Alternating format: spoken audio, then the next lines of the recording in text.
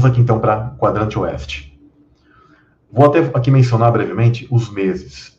Eu já falei para vocês de alguma maneira, de outras vezes, ligando as tribos àquilo que nós chamamos de sinais nos céus do mundo grego.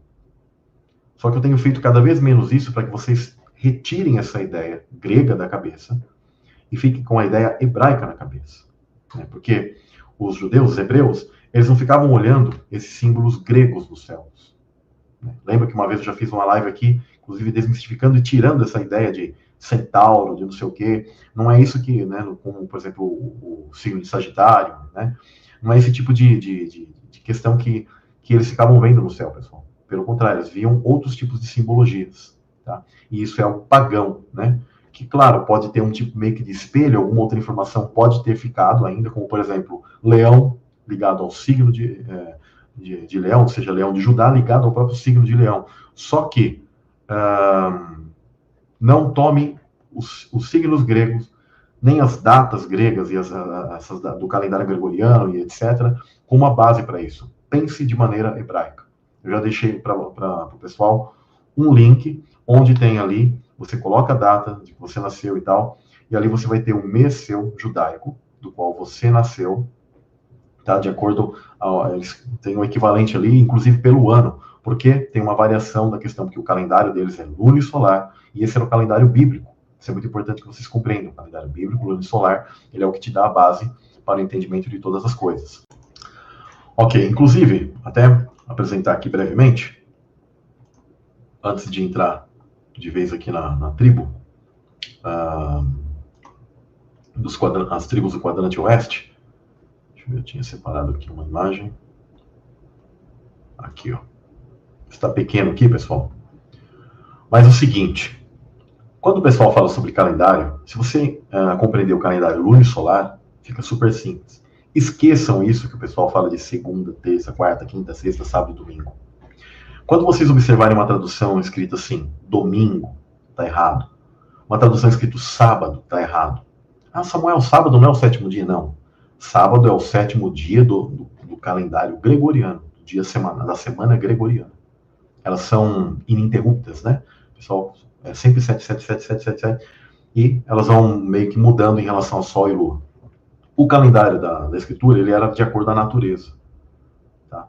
Sempre ali em meados daquilo que, a época de Nisan ali, para nós era março-abril, né? Entre março e abril, tem o início do ano para eles. Esse era o início do ano.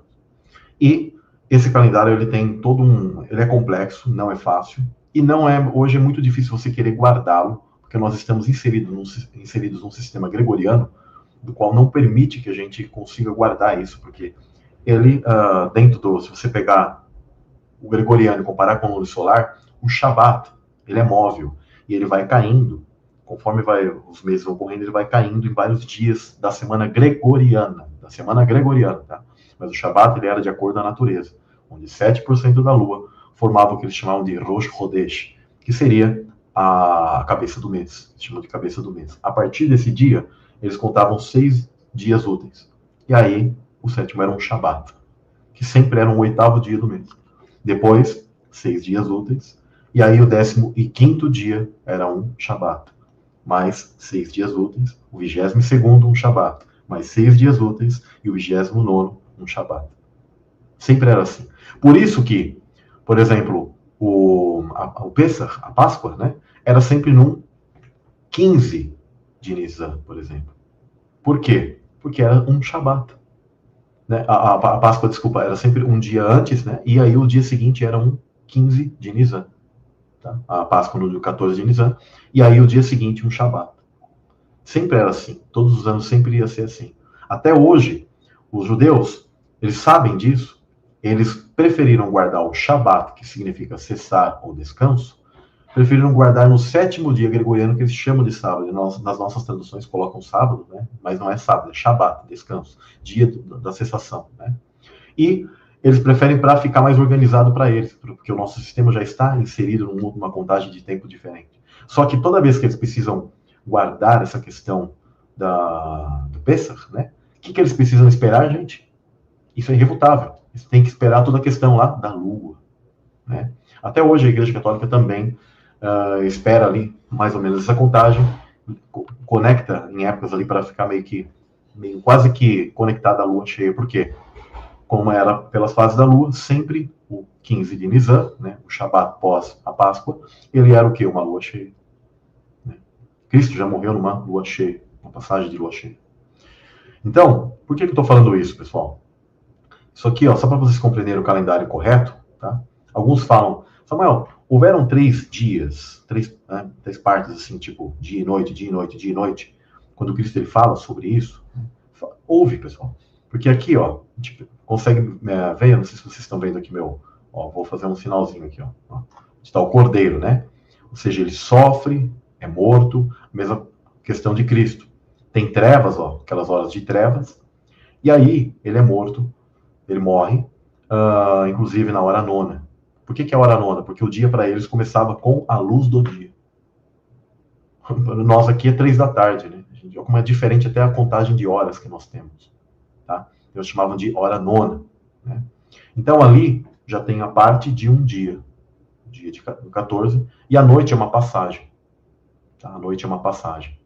Aqui eles estão até contando o dia 15 com a parte escura. Isso aqui, como eu não achei gráfico melhor, eu estou colocando esse, mas isso aqui está errado, tá? O dia 15 de Nisan ele começa na parte branca aqui, ó. Tá? Vou dividir aqui, ó, só para vocês entenderem, ó. Aqui, ó. Aqui que começa o 15 de Nisan, é sempre na parte clara, tá? Então aqui, ó, temos o dia 14, a parte clara e escura. Cristo, ele morreu aqui, ó, na parte clara ainda desse dia 14 de Nisan. Passa o 15, passa o dia 15, parte clara e escura. Depois, a divisão de novo aqui, vem o 16, a parte clara e escura.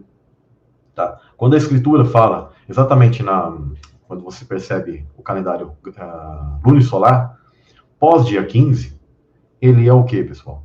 O chamado primeiro dia da semana. Tá? O Nisan aqui, primeiro dia da semana. Esse também aqui, ó, o dia 17, ele era também chamado de Shabat. Ele era chamado de Shabat. Isso é importante vocês compreenderem. Ou seja, ele era o dia das primícias.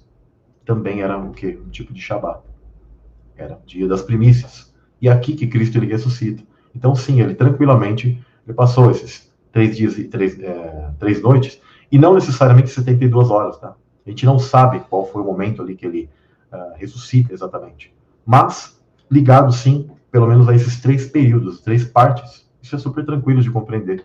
E não tem nada a ver com quarta-feira, com sexta-feira, com domingo. Nas nossas traduções falam que ele morre numa sexta-feira porque fala que era uma véspera de Shabat, porque o pessoal pensa que Shabat é sábado. Mas ela está falando de Shabat no que? Lunisolar. Não tem nada a ver se era sexta-feira, se era quarta. Não existia dia gregoriano para eles. Aliás, na época era um calendário juliano. Não era nem o gregoriano veio depois. E inclusive houve época que o juliano tinha 8 dias na semana para os romanos. Né? Então, esqueçam tudo que esse pessoal que fala, Cristo morreu numa quarta, Cristo morreu numa sexta. Não morreu nada disso aí. Não existia esse tipo de contagem. O calendário é lunisolar. Continuando aqui, então. Agora, os meses, tá? Judá está ligado a Elul, Issacar a mês de Ave, Zebulon a Tamuz, Ruben a Sivan, Simeão a Liar, Gad ao mês de Nissan.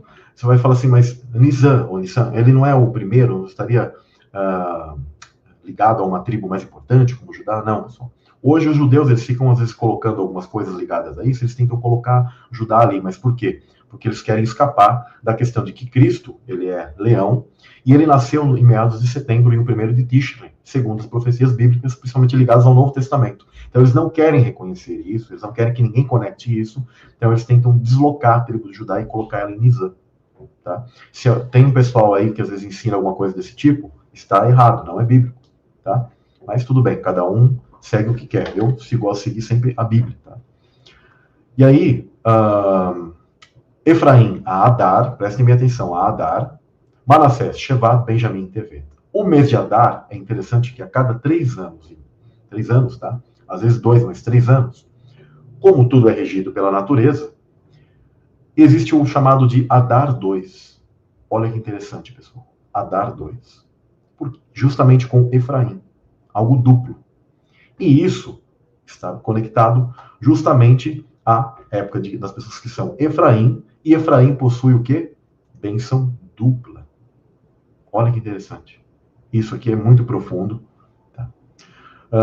Inclusive, Dan, Almezi Kislev, Asher, Reshevan e Naphtali Tishrei. Tá? Houve um tipo de mudança de 2.000 anos por trás. Tá? Por quê, pessoal? Antes era o quê? Era Tishrei, estava conectado a Judá. Tá? Só que hoje, tá? Hoje tem um pouco de mudança. Por quê? Porque o firmamento ele vai traçando um tipo de alinhamento diferente, que é que eles chamam de precisão dos equinócios. E a esfera celeste do firmamento, do qual a Terra está dentro dessa esfera celeste, ela vai tendo um tipo de giro diferente, ela vai mudando, tá? Então essas mudanças vocês vão ver de acordo, quando vocês fazem pesquisas de coisas de calendário de 2.000 anos atrás, esses alinhamentos eles vão ficando um pouco diferentes. Tá? Por isso que alguns falam assim, mas Cristo não nasceu em Tishrei, sendo que agora é Naphtali, não é mais Judá, mas é porque hoje tem a precessão dos equinócios. Sei que é algo complexo para muitas pessoas estudarem, mas com o tempo a gente vai colocando devagar tudo isso para vocês, porque também é difícil fazer vídeos, colocar animações para vocês disso daí e tal. A maioria do que a gente tem são coisas de terra-bola, né? Que não é bíblico, mas tudo bem. Eu posso até usar isso, mas sempre com as ressalvas de que, ó, isso aqui está ligado a uma terra-bola que eles estão explicando dessa maneira, mas é um pouco diferente. O que é a esfera celeste, o firmamento que é uma esfera, por isso que ele é chamado de abóboda na Bíblia. Porque quando nós estamos em um círculo, estamos dentro de uma esfera, qual é o nosso campo de visão? Uma abóboda por cima de nós, sendo que a parte inferior está aqui embaixo, né? E ela está girando dentro de um tipo de círculo. É isso que é a dimensão Terra, tá? Eu já expliquei várias vezes, até com coisas na lousa para vocês, outras vezes, né?